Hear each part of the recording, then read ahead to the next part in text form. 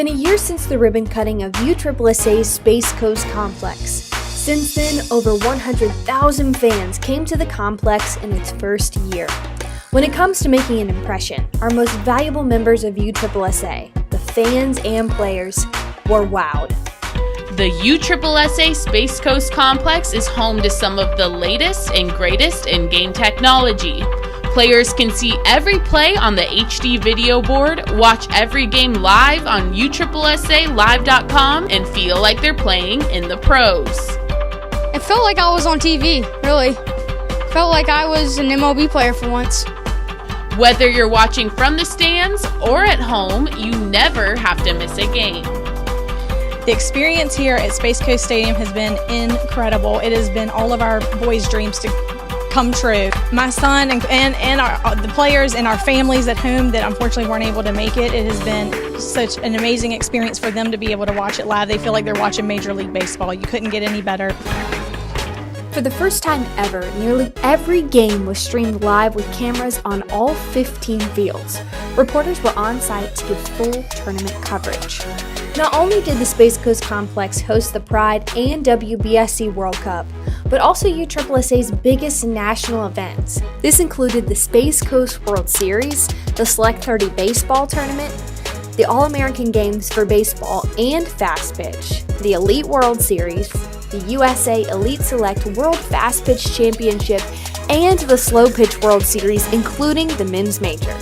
His first year laid the foundation of memorable moments for baseball, softball, and slow pitch players, making Florida Space Coast the goal for athletes for years to come. Soon soccer and lacrosse will have the same aspirations, to win a championship at their new home, Vieira Park. USSSA started off in the diamond sports, and now we've expanded since 2002 in soccer, and we've now added lacrosse. It's to show them. It's to show them and their families and our other teams what we can do and what sort of product we have. So that's exciting.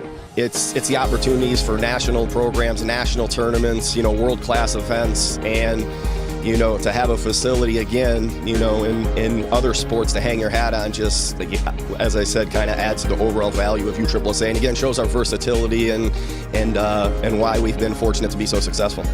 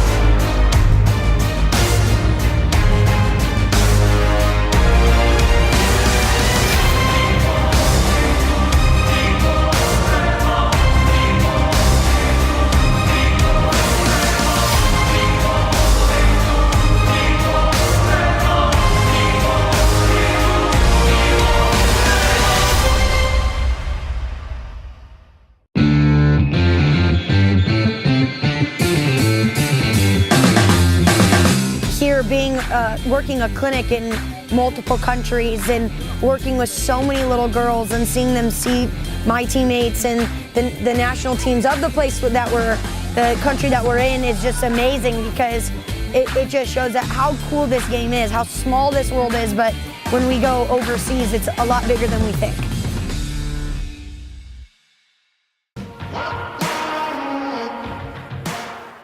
$10 years means the building of a brand that everybody knows. It's the iconic USSSA Pride. It is a gorgeous night on Florida's Space Coast as the Pride gets set for their season opener. We just want to have the best team, so we went out and got the best players. The Pride will dominate this season, no doubt about it. They've had a knack of winning the NPF regular season title, 4 consecutive titles, but the one thing that has really gotten out of their grasp the last couple of seasons is bringing home that Coles Cup, and that's their goal this season. That one is gone, and Nicole DeWitt's first NPF hit is a home run. Great night For Kalani Ricketts, a rare night to have a no-hitter, but she comes away in her NPF season debut and gets the sweep. Did you feel like it was really going because of Pride Night here at the stadium as well? Yeah, I think everyone was excited to come out today, and we had a lot of fans out here, and that's always fun to see how many more fans are coming out every game. Popped up, penalty making a run. Oh, wow! Look at that, Wiggins! You're going to see that one played all around the country tonight. And Chamberlain launches this ball deep, and she's done it again. 3 home runs in the series for Chamberlain. You know, they're great off the field, and you can see how they're trying to build the game. We're trying to grow the game. Well, this gives the opportunity to see that they can be one of these ladies, and it's giving them the vision and the possibility of that they could be wearing that uniform one day. They interact with them. They take pictures with them. They hug them.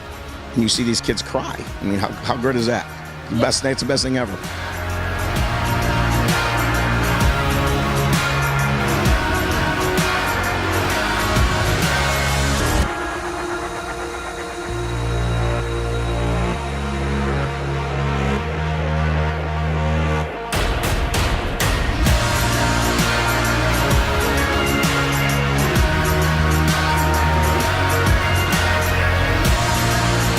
It's special because you rebuild and you try to bring in the young talent and you try to replace the talent that we won with, and it's hard transition, but you can see it's building a team of talent and chemistry, and we're trying to grow the game. We're trying to grow this league. We're supporting the Olympics. We're supporting just ball. We're supporting women. Well struck deep. Back going Ocasio to the wall. Gone! 95 miles per hour off the bat and 363 feet, the longest home run hit in this year's WBSC Women's Baseball World Cup. For the first time ever, this World Championship tournament has advanced pitching and hitting metrics. FlightScope, a performance data tracking radar, is the science and manpower behind it all. People are used to seeing some stats on baseball already, but this is the first time in women's baseball that we're actually having this. So FlightScope is very proud and honored to be here and having the first go at this with USSSA. Aside from FlightScope, here are 3 other firsts the Women's Baseball World Cup experienced due to the innovation and technology of the Space Coast Complex. Number 1 is VV Sports Instant Replay. Each manager could challenge one decision of the umpiring crew per game, and the umps could use it at any time. Number 2, integrated social media platform. USSSA provided a program that gave teams access to photo and video content in real time. It's the same platform that's used at the FIFA World Cup and the Olympics. And number 3, game broadcasts. All 50 games of the Women's Baseball World Cup were broadcasted to networks in almost 200 countries around the world.